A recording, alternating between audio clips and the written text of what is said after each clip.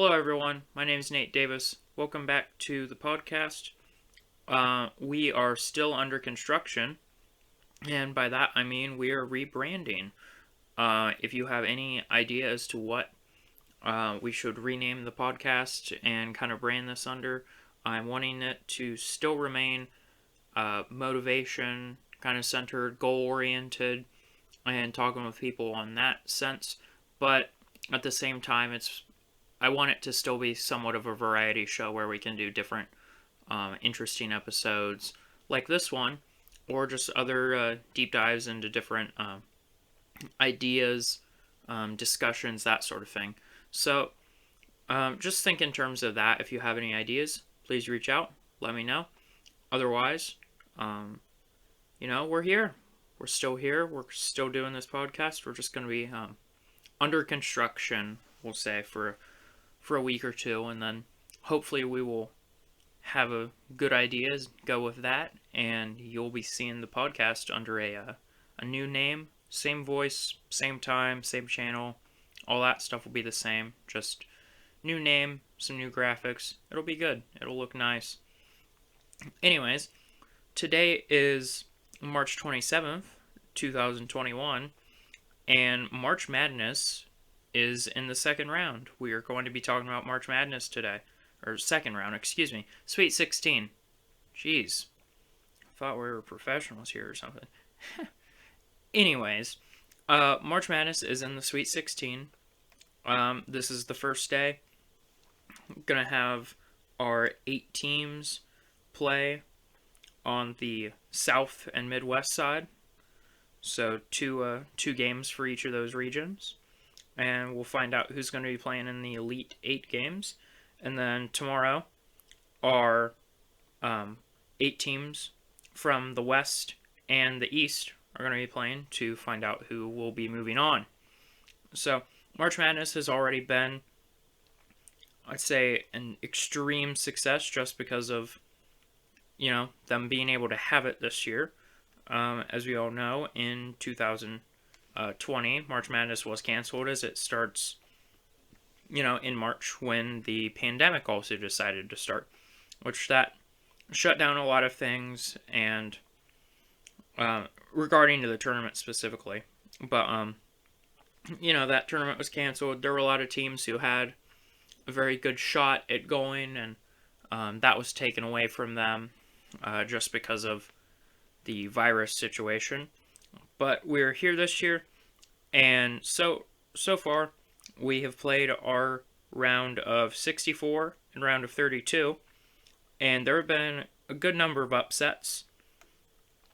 In the West and South, 2 of the games will be played between a 1 and a 5 seed on both sides, and then other teams who have made it is 6 seed USC and 7 seed Oregon, 3 seed Arkansas versus 15 seed Oral Roberts. Oral Roberts has upset Ohio State with a 75-72 win in the first round, and then upset OSU was our 2 seed, then upset number 7 seed Florida with an 81-78 win. So Oral Roberts will be looking to move on against the 3 seed Arkansas, which going into this I think is very possible. We've seen them upset a 2 seed already. They might as well just keep going, run all the way. Moving to the East and Midwest, on the East side, number 4 Michigan will be taking on, or number 1 Michigan, will be taking on number 4 Florida State, and UCLA, the 11 seed, will be taking on number 2 Alabama tomorrow. Today, the 27th of March, at 2:40, Loyola Chicago will be taking on Oregon State. Sorry about that. They'll be taking on Oregon State, the 12 seed, to kick off March Madness today with that Sweet 16 round. And then wrapping up the night, the Midwest section of the bracket, Syracuse, seeded number 11, will be taking on number 2 Houston at 9:55 as the last game of the day. So we'll see what happens with there. There's a lot of lower teams that could be making a good run this season, and it'll be interesting to see how the rest of this tournament plays out. The national championship game is set for April 5th in Indianapolis. The entirety of the tournament has been played in Indianapolis so far at a number of different stadiums, namely Lucas Oil Stadium, which has been sectioned off to accommodate 2 courts, which Lucas Oil is where the Colts play. Bankers Life Fieldhouse, where the Pacers play, has been used, and a number of the different auditorium halls at local colleges have been used to hold games without spectators, though. Last weekend, I was able to go over with a friend, and we watched the Missouri-Oklahoma game, and overall, I would say the atmosphere, and I have not been to March Madness under normal circumstances, but the atmosphere with COVID and like that, just out on the street, out in the Indianapolis, just wandering around, kind of taking in the scenery and that. It was a good atmosphere. Like, genuinely, it was probably the most normal feeling I've had at an event since the start of all this, which was very nice. Namely because it was, a good majority of college kids, and you're outside on the sidewalk. Not many of them, had masks on, and which is fine. I don't necessarily mind whether they do or not. You're an adult, you can make your own decisions, but it just seeing people, with faces was a good change for a while. As for the area around there, it was just beyond busy. Most of the restaurants you would have probably had to call and make reservations a week in advance if you wanted to eat there, which is very good for the area. Like I've mentioned to a few friends, imagine that you've just come off COVID, you're some local shop, and you've had the worst year of your life, and you're a couple months away from just having to shut down for good and lose your business, and the NCAA says we're going to move the entirety of the March Madness tournament to your city. And now that, 2 months till, for me to survive becomes, I only have to make it 2 months, and I'm going to get the biggest stimulus to my business that I'm ever going to have in my time operating this business. And it's most likely saved businesses just from moving the tournament to this singular location this year. Being fairly interested in sports and going to a school for that, my instructor sent us a article talking about the lower Monday game figures hurting tourney audience. This is from SBJ Media with John Orand. I believe that's how you say it. Either way, it says that the first 2 rounds viewership is down 11% from 2019. The drop from 2018 is 5%. All games are averaging 2.7 million in viewership. CBS has led viewership, averaging 4.6 million users for the 15 games, which is down 5.9 million from 2019. And CBS most likely leads this simply because of being available on regular TV versus needing an access or having to pay for the service of TBS, TNT, or True TV. The article goes on to state that the top 9 games for viewership have all been on CBS, further proving that the free games or generally accessible games have been very much more in the realm that the average person is probably watching these on. whereas you have a lot more of your hardcore sports fans utilizing the services of TBS, TNT, and True TV for the other games. Plus, if there's a team that you like watching that happens to be on one of these other, there's probably a good number of people who are paying simply just to see those games, or getting a trial membership or something along those lines.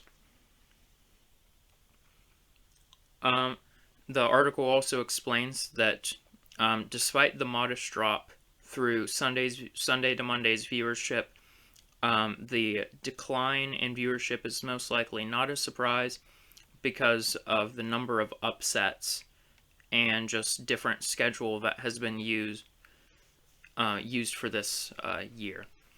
The article attributes the elimination of 8 of the 9 Big Ten teams that were in the tournament. Probably contributed to a lot of that, and the addition of second round games being held on Monday, specifically in the afternoon. Because Monday you have to compete with everyone who's at work and all that, but at the same time, later on, I found some other stats that show that maybe it doesn't care, or it doesn't matter what you're doing.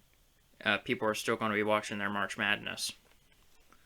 So another article that I personally found was wallethub.com, which is a blog, but I found a lot of interesting information and have looked through it.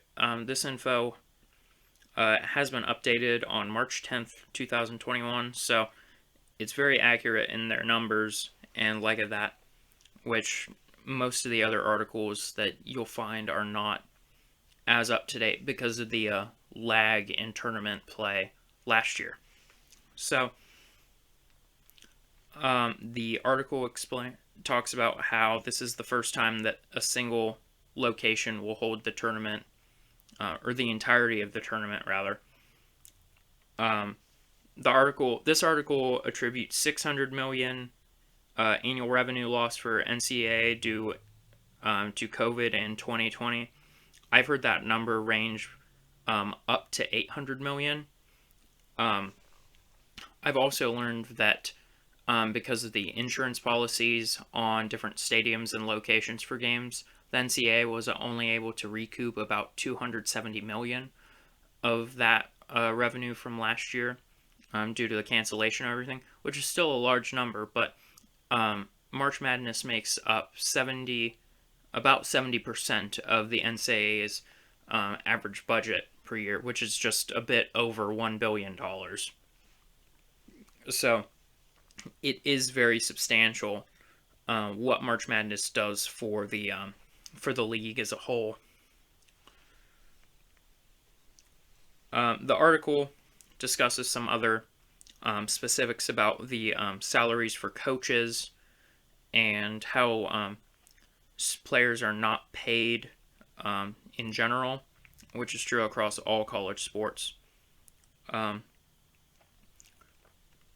Interesting fact is $334 million is the estimated value of the University of Kentucky basketball program, which is the highest among all schools, generating a 3-year average profit of $31.2 million. An interesting thing about this year's tournament is that a lot of the name state teams that we see typically playing in the tournament, such as Duke and Kentucky, did not make the tournament this year.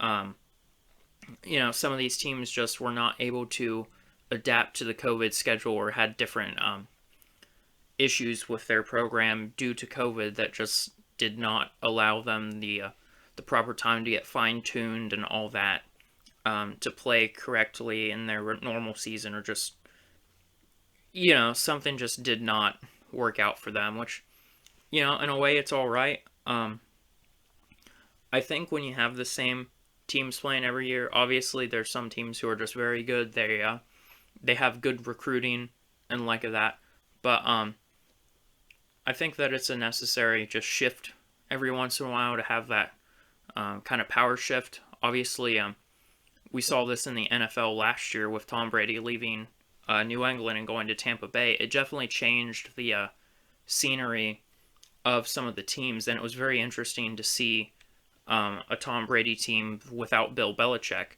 But Brady obviously proved that it's his talent and building that team up around him that matters, because he was able to win the Super Bowl in Tampa Bay rather than in New England, showing that he doesn't necessarily care about how the coaching is. He's going to make sure business gets done when it needs to. But moving on from that, it's just nice to see a change in kind of the teams who are in there, giving other teams a chance to step up in those 1 seeds and show off their prowess. So here's just some a infographic that was made on this wallethub.com I've been reading off of. March Madness by the numbers. An economic impact of $13.3 billion in corporate losses due to employees watching March Madness games and being unproductive. $13.3 billion in losses because of March Madness. For corporations, namely. It touches on the revenue loss from COVID again. The average worker spends 6 hours watching March Madness. It does not say if that's on job or not, but 6 hours is still a good amount of time. In one poll, 56% of millennials said they were willing to miss a work deadline to watch March Madness instead. And I think that number is kind of low, honestly. All the stadiums around the Indianapolis area where games have been played, if they were allowing fans, have been limited to 25% capacity. And the infographic states that 20,000 fans are expected to visit Indianapolis during this time.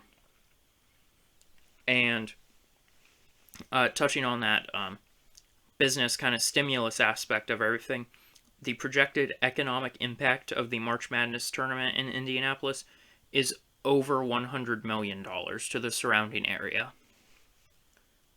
So a lot of these restaurants, I know when I was over there this past weekend, most of the restaurants were very much packed and not going to get a seat in time to eat your food and go to the game also.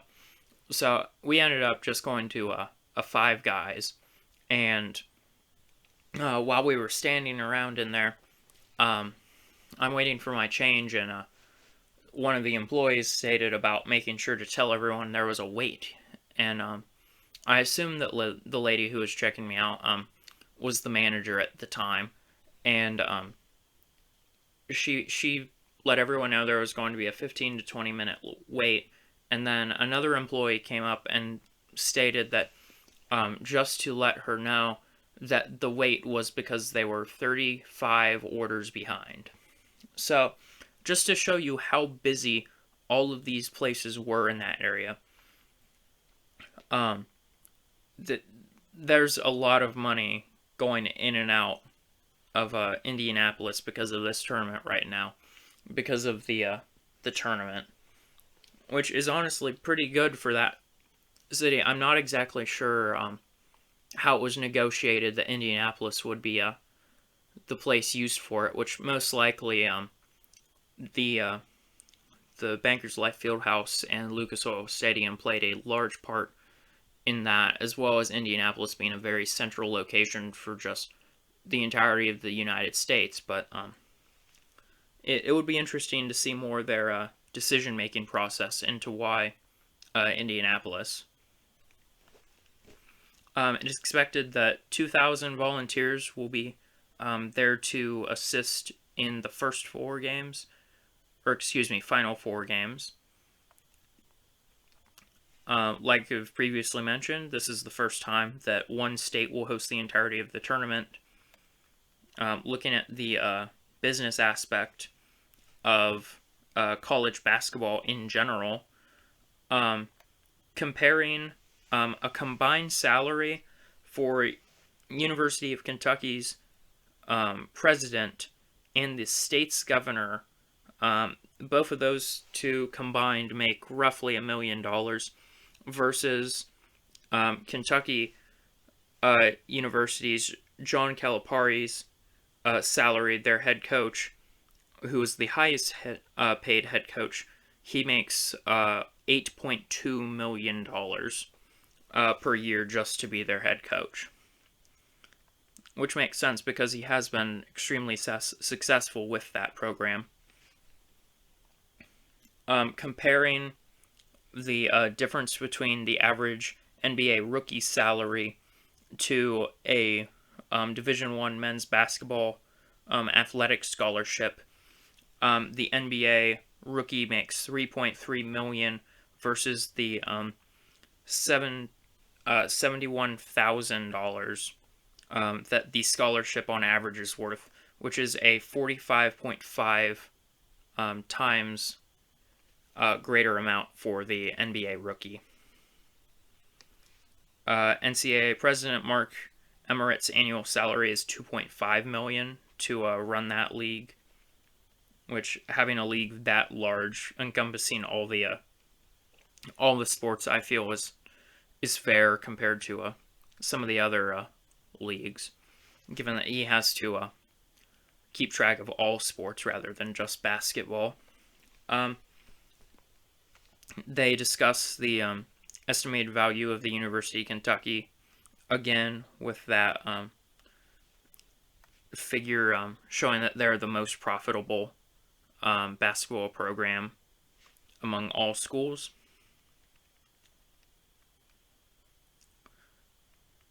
The NCAA Basketball Fund's 2021 distribution to Division I schools is going to be $168.6 million. The infographic goes over recent scandals discussing college basketball, the 11 college basketball programs that have been involved in corruption cases involving payment to players. Only one of those programs has been since penalized in September of 2017, which was Oklahoma State. 6 assistant coaches have been indicted on corruption charges. NCAA goes on, or the article goes on to talk about the NCAA's brackets and betting amount.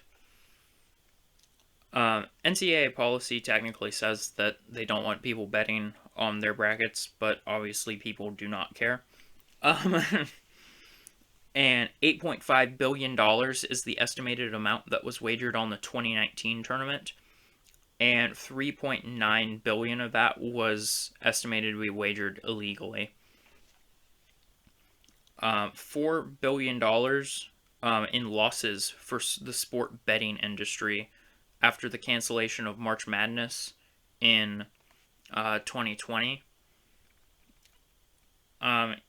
It is estimated that 47 million people participated in bracket pools for the NCAA tournament, and 38% said they were not sure if it was legal or not. March Madness bets are double the amount of the Super Bowl, and the average bet is $30.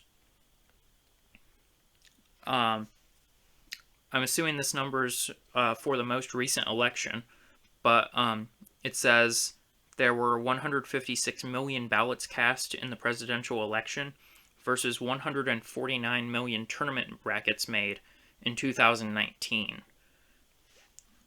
Shows you where people's priorities are. The odds of filling out a perfect bracket are stated as 1 in 9.2 quintillion. That number, just so you know, has a whole lot of zeros.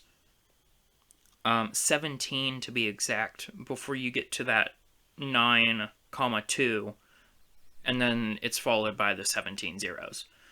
So that is a huge number, and good luck with your perfect bracket.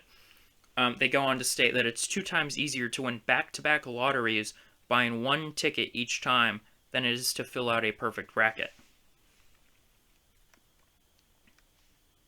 78% of employees that have been surveyed say that celebrating March Madness at work boosts morale, and I would agree with that because there's a lot of hype around this event. NCAA does a very good job marketing this event to just the general public.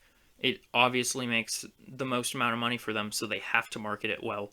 But I think it's a very good idea for some sport groups, or not sport groups, but offices to get in on the madness, and not just kind of tell their employees like, you shouldn't watch this, because most likely they're going to watch anyways, whether you tell them not to or if they are allowed to.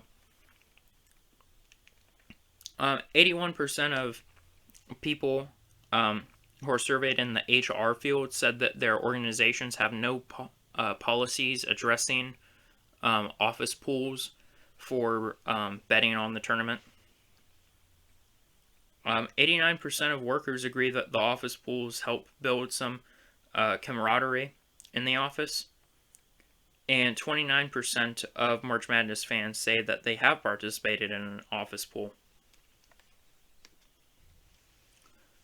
Moving on to the TV rights and viewership, $19.6 billion is the figure that was paid by TBS/Turner Broadcasting for broadcasting rights from 2011 through 2032 for the March Madness tournament. There has been a 4,535% increase in the value of the tournament's TV rights since 1986. $910 million is the figure for TV ad revenue from the 2019 tournament, which was down 3.5% from 2018. $221 million is the amount of the four biggest sponsors, or the amount the four biggest sponsors spent on March Madness advertising in 2019, which included GM, Capital One, Berkshire Hathaway, and AT&T. Which AT&T has been using their typical March Madness kind of office setting, or not office, but the storefront setting, and then Capital One has been using Samuel Jackson, Spike Lee, Charles Barkley, and that whole group. I know they've had Larry Bird and a few other basketball players in their commercials. So they're still advertising in this 2021 tournament. As for GM and Berkshire Hathaway, I have not seen many of their commercials, or at least been paying attention enough to catch those. But either way, a lot of those groups are still paying lots of money to continue hitting the sponsorship and ad revenue very hard in these tournaments. The Final Four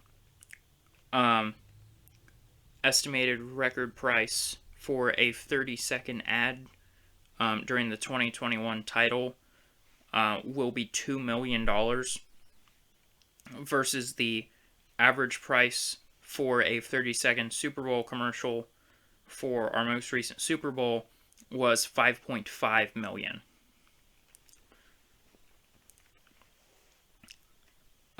In 2019, 19.6 million people watched the title game versus Virginia and Texas Tech, which was up 23% from 2018.